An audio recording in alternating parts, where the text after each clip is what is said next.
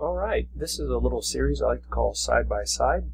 I'm just going to take two pistols, put them side by side, and use the comparison to talk about the similarities and differences.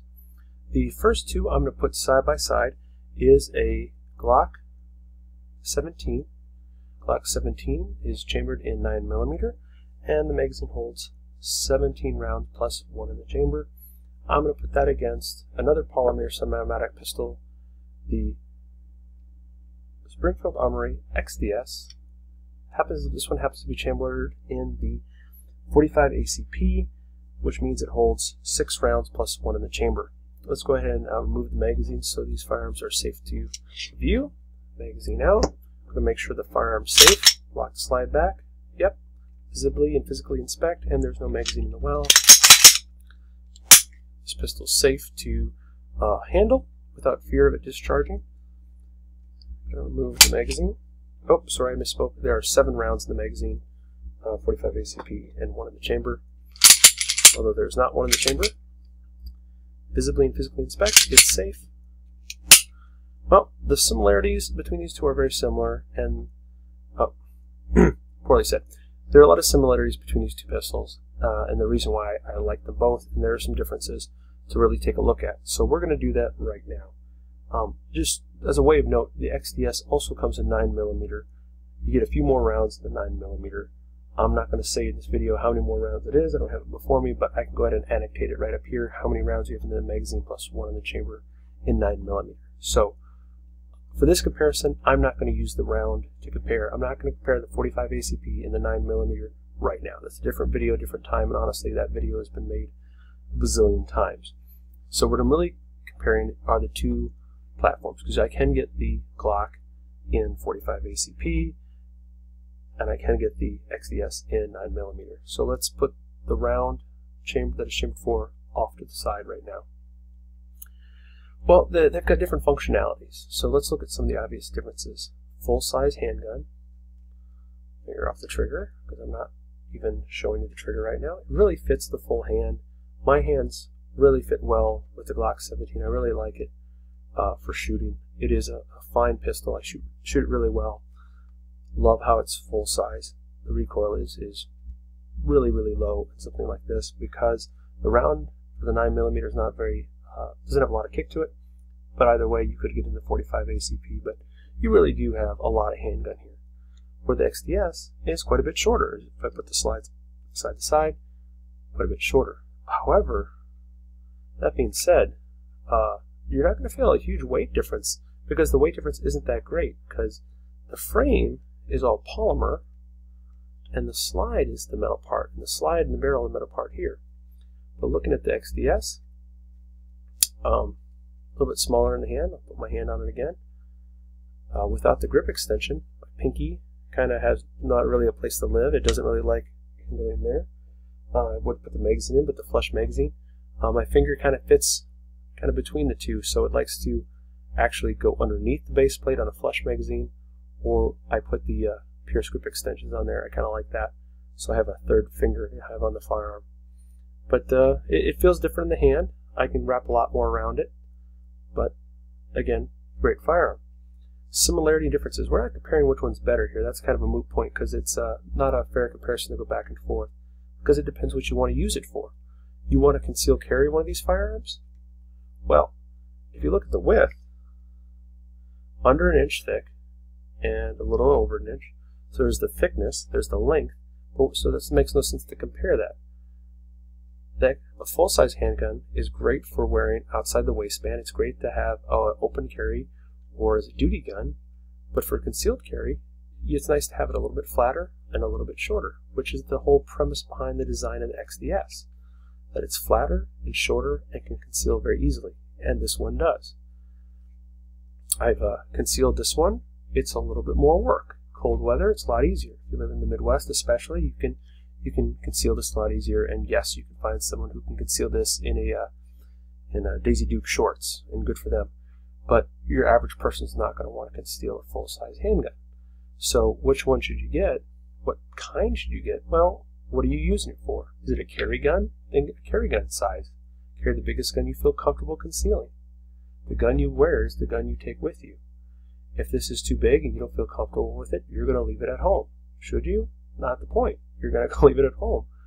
One that you can conceal. For ease of shooting, new shooter, I'll tell you right now, I'd put this in the hand of a new shooter. They've got a lot more frame, a lot more grip to get a purchase on, to hold the firearm. Larger handguns are generally easier to shoot, generally. But it depends your application. For target shooting, it's kind of what you feel like you want to use, I suppose. But let's take a look at some of the similarities, because they are very, very similar. I'm going to go ahead and flip it around. We can talk about this. They're both polymer guns. One thing I like about polymer guns, especially polymer semi-autos, is you lose a lot of weight by having the frame being made of a polymer. The weight goes down so much that you can really carry more rounds with the same amount of weight, and also it's just you lose the weight. It's just so great, because then when you have the extra rounds like you would have in a Glock, you can carry more rounds and still keep the same round weight.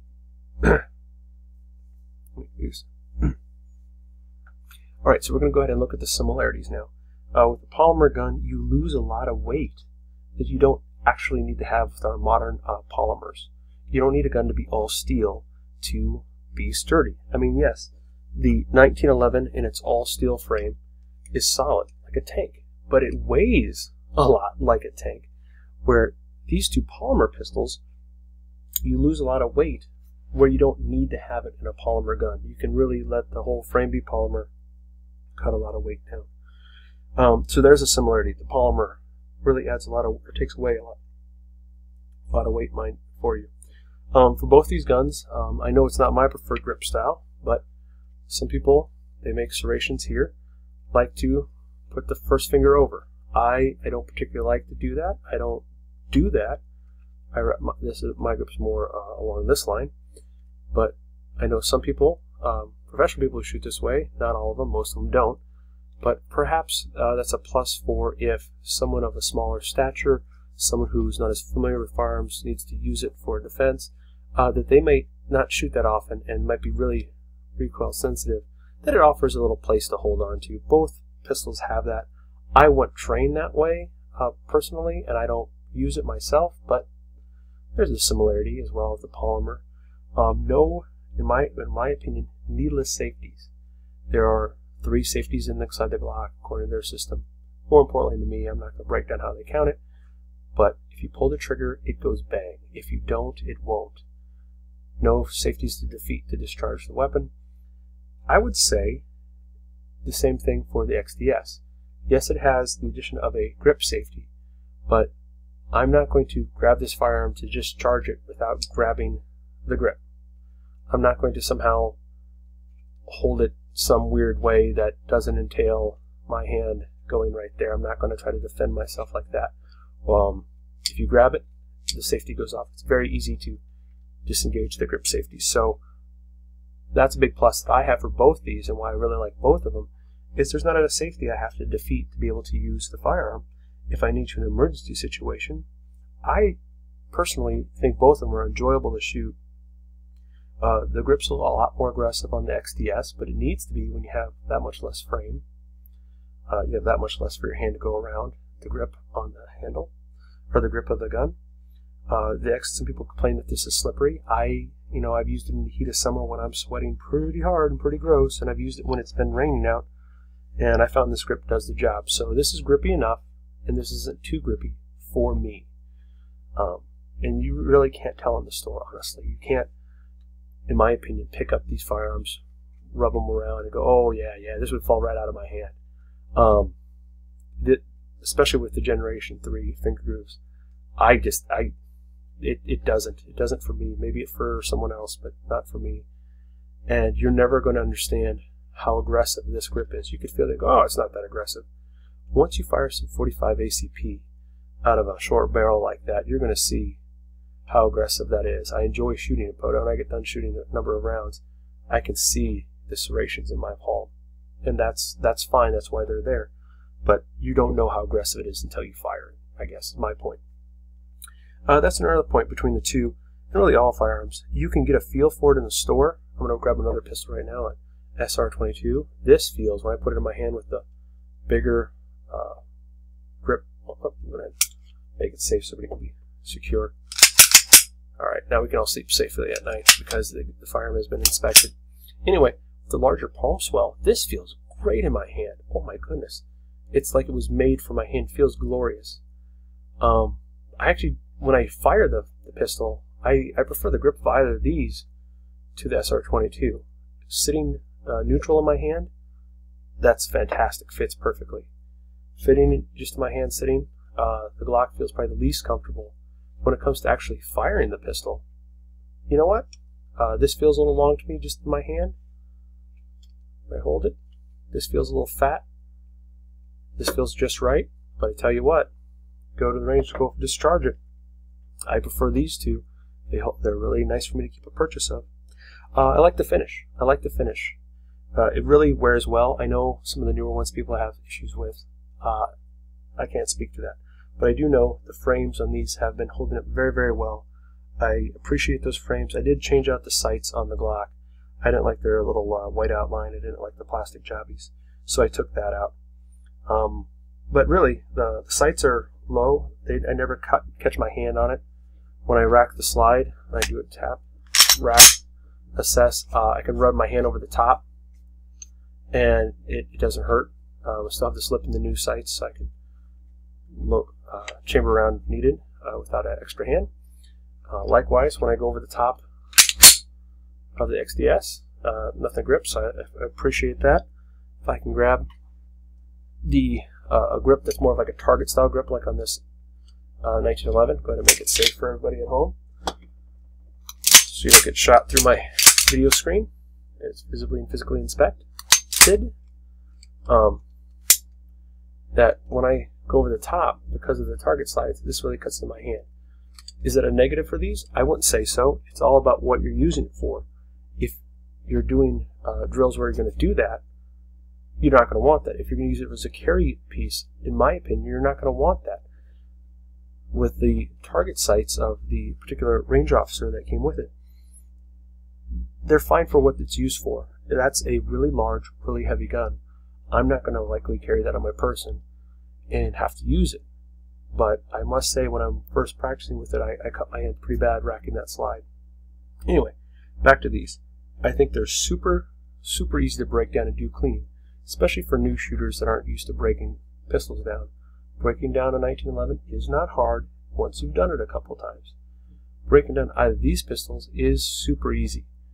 Pull back the slide, pull these tabs, slide comes off, you're done. Pull it back, lock the slide, move the lever forward, slide off, you're done. On both these, you have to pull the trigger to take off the slide. It doesn't keep me up at night, because if you obey the rules of firearm safety, you're going to be okay. You're going to be okay. You're going to make sure there's nothing in the round, no magazine in the handgun, and no round in the chamber. When you pull that, you're just going to hear this sound. You're just going to hear this sound. Now, if you don't safety check your weapons, you're not. Which is why I say cheekily, but I still do it. Oh, I'm going to show you this other pistol. Let's make sure it's safe by removing the magazine and showing you a clear chamber. I joke about it, but maybe I shouldn't, because when I pull the trigger, I want to make sure it doesn't go boom. If I'm distracted doing something else, perhaps like a video, I want to make sure I don't accidentally chamber around and put a hole through my wall, or heavens forbid, through the wall through a person. So anyway, back to the comparison at hand. I think the slide lock, very easy to use on these pistols. I think the trigger is, you find better triggers out there, but I think they're both good triggers. There's a similarity there. Magazines are very easy to use, very easy to load. I like the windows that you can count for the XDS. You can see easily which round count is. You can do that too on the Glock magazine. They have the holes so you can see. I already went ahead and filled them in with a little white so I can see the numbers a little easier. Not a big deal. It's a personal preference kind of thing. But there's a side comparison. I don't think you can go wrong with either one. Which one's better? Depends what you're using it for. Depends why you want it.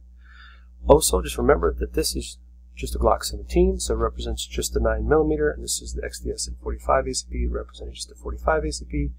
You can get either one in the other chambering, just a different number. Alright? I'd like to hear what you think, comparing how you use it, Where did I go wrong? Where did I go right? What are your thoughts on either one of these pistols? Thanks for watching.